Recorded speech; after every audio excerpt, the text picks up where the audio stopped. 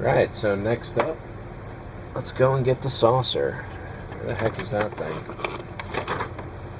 Not that there's anything that can be done at this point, but let's power it up and see.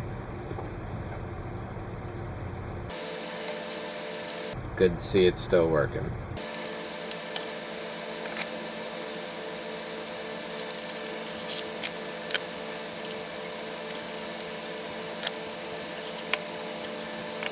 So what I wanted to test here was how visible the wires are going to be.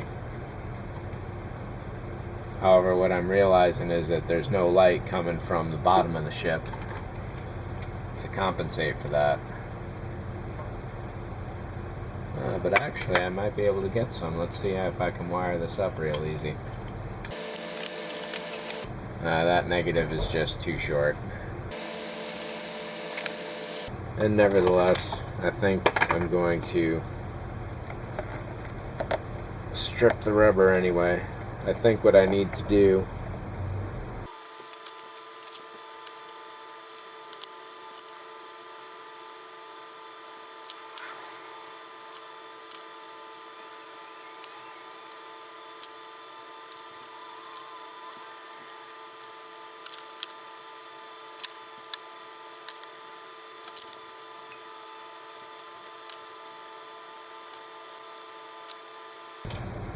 So it looks like I can just about get the positive wires to connect, but not quite, and definitely not the negative wires. So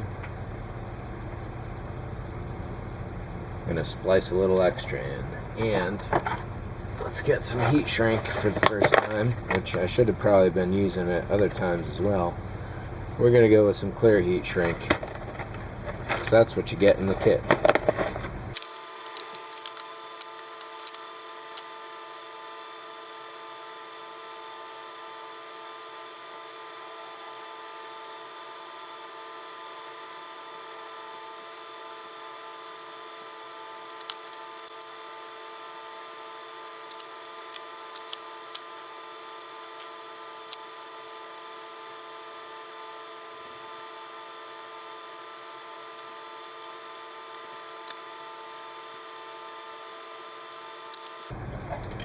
There we go, that's much better. Let's get some of that clear heat shrink and we'll cut that. Just want enough to make it through the neck.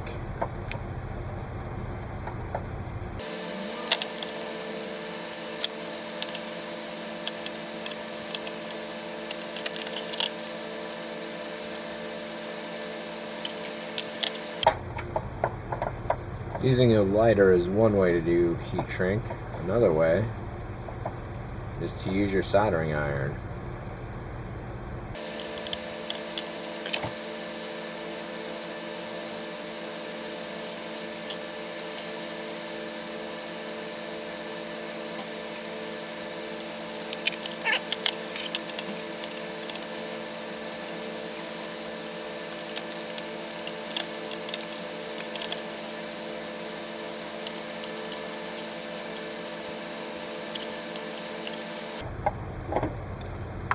Alright, let's twist these wires together and see if we got light.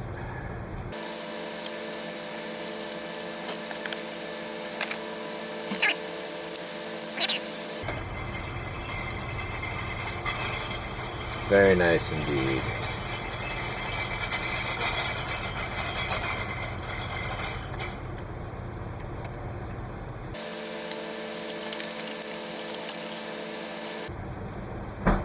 So the next step here is going to be gluing the saucer on so that it's level to the engines.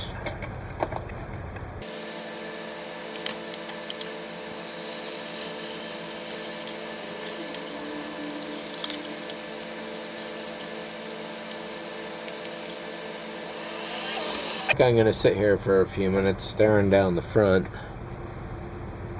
making sure that things are level.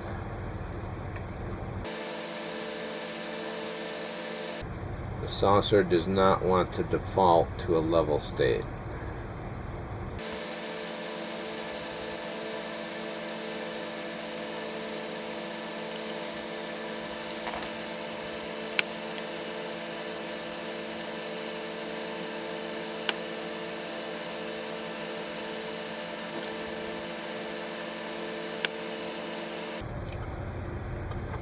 Alright, so there's nothing else that needs to be done in the base.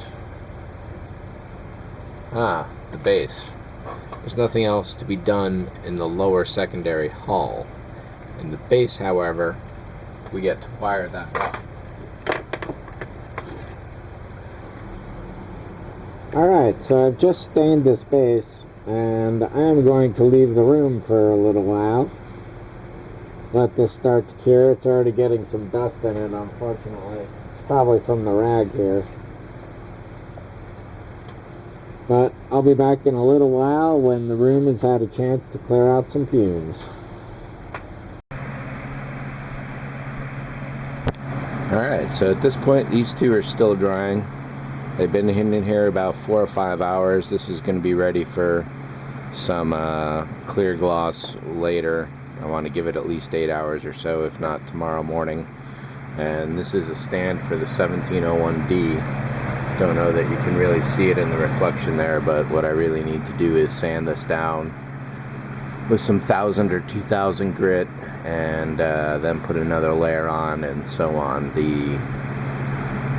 Some of the grain is coming through, unfortunately.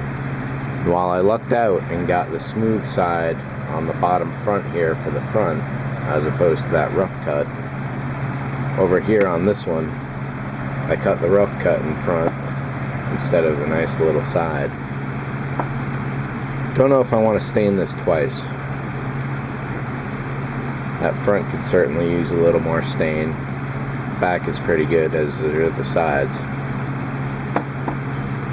Maybe I'll even wood burden the name of the kit into the front. That could be a good idea. Meanwhile, over here, I've got this pliers pressing down on the drill bit, holding the heat shrink to the back. I think that's the positive lead. So I've tucked that down as close as possible to the spine down in there. And I think I'm going to glue the next lead to the very front, though it looks pretty good where it is. I'm going to put some clear shrink wrap around these lines as well, and I've also put a dab of glue down in there to hold this guy in place. I realized that the front LED was moving around a lot, so I'm going to have to re-aim that just to make sure before I seal this up. I'm probably going to strip the leads, or the rubber, on these two lines. I've put some more glue down at the very base of that brass tube, and what else? I think that's really about it. I've been struggling to look for a way to get some more LEDs in here to light up the dark spots, but I really just can't think of it without adding an entire another strip running around from the bottom through here up to the top. It would add a lot of heat. It would also add a lot of extra light that's needed and eliminate all the dark spots. However, this stuff gets really hot. Well, really hot is subjective. What I really should do is get a thermometer of some sort and try and test it out, the actual heat level. So, I think we're just about ready to proceed with the next one. Let's get this out of the way here.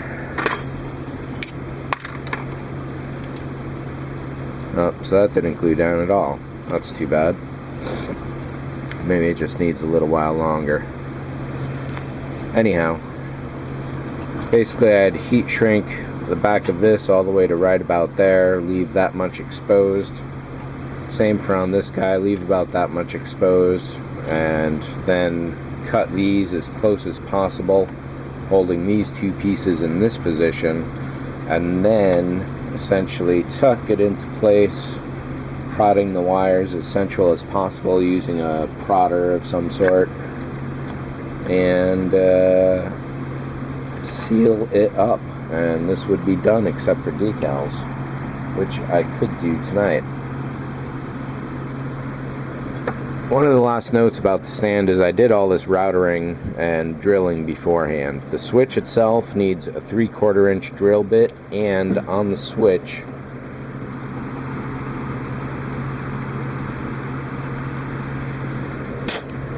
there is a line that normally sticks out of there. It's a little nudge, as you can see. Slice that off. Otherwise the switch won't fit. It'll be a really, really tight, snug fit from here. I've already bent these legs in anticipation of using this on the 1701D bottom.